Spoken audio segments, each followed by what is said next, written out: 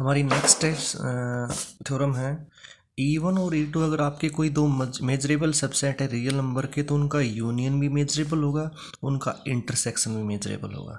साथ के साथ में if E1 minus M2 is measurable then outer measure of E1 minus E2 किसके इक्वल होगा? Outer measure of E1 minus outer measure of E2, और E2 content कर रहा है किसके अंदर? E1 में। तो ये तीन चीज़ें हमने क्या करनी है? प्रूव करनी है।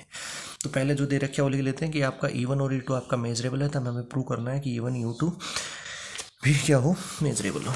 तो जो हम एक सबसेट लेते हैं रियल नंबर का कोई भी, तो वो ले लिया यहाँ पे a link let A be any subset any set in real.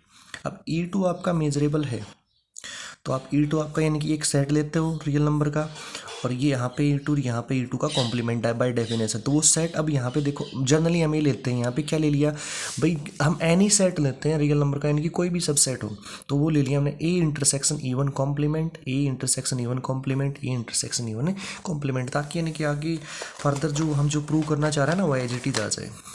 अब देखो हम ही जानते हैं ए इंटरसेक्शन E1 यूनियन E2 क्या होता है, ये डिसजॉइंट का रूल लग जाएगा, यानी कि ए intersection E1 union A intersection E2 ये होता है। ठीक है, अब इसके साथ में इसने क्या और कर दिया, यहाँ पे इंटरसेक्शन कर ए इंटरसेक्शन E1 यूनियन हो गया। अब इसके साथ में इसने जोड़ दिया क्या, और E1 का कॉम्प्लीमेंट, तो भी कोई फर्क नहीं पड़ेगा। देखो ए इंटरसेक्शन E1 एक बार तो इसके साथ में आएगा, अब ए इंटरसेक्शन E1 एक बार किसके साथ में आएगा? ए इंटरसेक्शन E1 किसके साथ में आएगा? E1 कॉम्प्लीमेंट के साथ में। तो वहाँ पे E1 intersection E1 complement empty हो जाएगा, ए इंटरसेक्शन एम्प्टी एम्प्टी हो जाएगा, इनकी वही रिजल्ट फिर से आ जाएगा। ठीक है, तो इसको हम ये लिख सकते हैं, जैसे जनरली फार्मूला तो ये होता है A1 A intersection E1 union A intersection E2, लेकिन ये हमें फर्दर यूज के लिए आगे एक दो थ्योरम में यूज करेंगे, उसके लिए हमने बना दिया, क्योंकि ए इंटरसेक्शन इसके साथ करेंगे तो फार्मूला आ जाएगा, लेकिन फिर बाद में ए इंटरसेक्शन E1 और फिर हम इसके साथ में करेंगे ना, तो आपका यानी कि क्या आएगा? एम्पटी आ जाएगा। उसके बाद देखो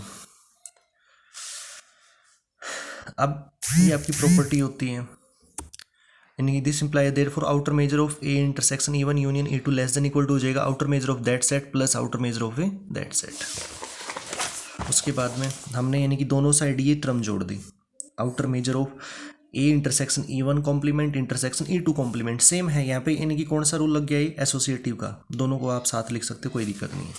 अब यहाँ पे ये टर्म एज इट इज, ये टर्म भी आपकी एज इट इज, यानी कि E1 कॉम्प्लीमेंट अंदर लेके आ गया। एसोसिएटिव रूल होता है इंटरसेक्शन पे भी और यूनियन पे भी, E2 बाहर लेके आ गए। यहाँ पे इसको लिख दिया A intersection E1 complement into complement इसको।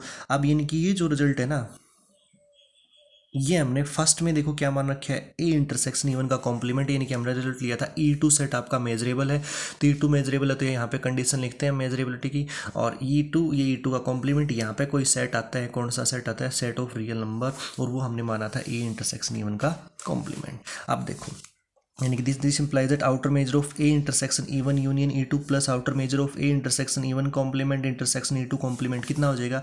लेस देन इक्वल टू इस E1 भी क्या है? मेजरेबल है, तो ये हो जाएगा less than equal to outer measure of A, क्योंकि E1 भी क्या है? मेजरेबल है, तो वो कंडीशन लग जाएगी E1 कॉम्प्लीमेंट, ये आपका सबसेट कोई रियल नंबर का। तो आपका आ गया this implies that outer measure of A intersection E1 union E2। अब ये डी मॉर्गन लॉ लग जाएगा, यानी कि E1 यूनियन E2 का कॉम्प्लीमेंट करोगे तो क्या होता है? दोनों का कॉम्प्लीमेंट हो जाएगा, और यूनियन का क्या हो जाएगा? इंटरसेक्शन। ठीक है, यानी कि E1 complement intersection E2 complement की जगह क्या लिख दोगे? E1 union E2 less than equal to A. अब आपका कोई क्या है? Outer measure sorry subset of real number है, यहाँ पे E1 यूनियन E2, यहाँ पे E1 यूनियन E2 का कॉम्प्लीमेंट, तो ये E1 यूनियन E2 आपका क्या हो जाएगा? मेजरेबल। आपको डेफिनेशन में इक्वल टू लिखवा रखे हैं वहाँ पे, तो इससे कंफ्यूज नहीं होना, लेस देन इक्वल टू वाले में भी चले गए।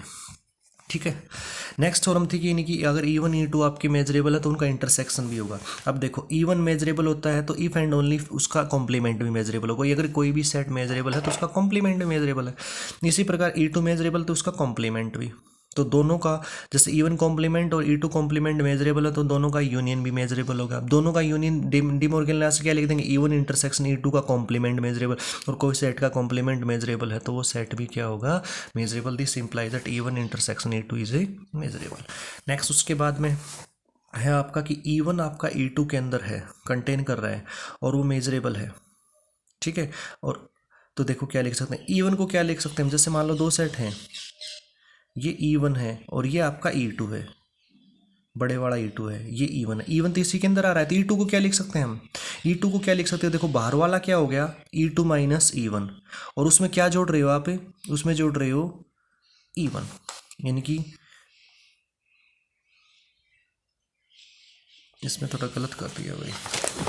देखो हमें यानी कि क्या प्रूव करना है कि E1 माइनस E2 आपका मेजरेबल है, तो आपको प्रूव करना है outer measure of E1 minus E2 is equal to outer measure of E1 minus outer measure of E2। E2 contain कर रहा है किसमें, E1 में, तो यहाँ पे ऐसे लिख रखा था let E1 minus E2 is measurable and also E2 contain कर रहा है किसमें, E1 में, तो ये E2 है E1 के अंदर, यानी कि ये बड़े वाला E1 है और ये छोटा सा इसके अंदर ले लेते हैं हम E2, ठीक है। तो E1 को क्या लिख सकते हो, देखो ये बाहर वाला तो क्या E1 माइनस E2, और इसमें किसका यूनियन कर दो, E2 का, E1 minus E2 union E2।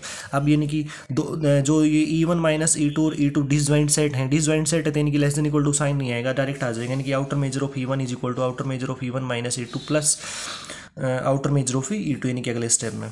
अब यहाँ से outer measure of E1 minus E2 को क्या लिख सकते हैं, outer measure of E1 minus outer measure of E2, यही हमने क्या करना था, प्रूव करना था भाई।